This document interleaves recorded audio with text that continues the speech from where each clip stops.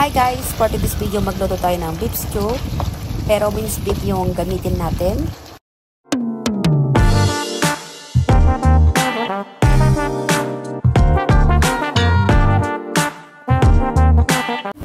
Ayan, first maglagay tayo ng oil and then lagyan natin yung onion.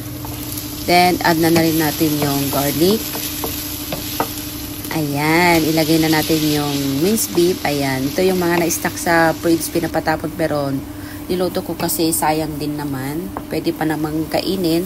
Ayan, maglagay tayo ng black pepper at saka naglagay ako ng beef stock para masarap. Ayan, so takpan muna natin at pakuluin natin. Ayan, kumulo na. Lagay natin yung carrot at saka yung potato. Ayan, para masarap yung beef stew natin. Ayan, maglagay tayo ng 2 tablespoon ng tomato paste.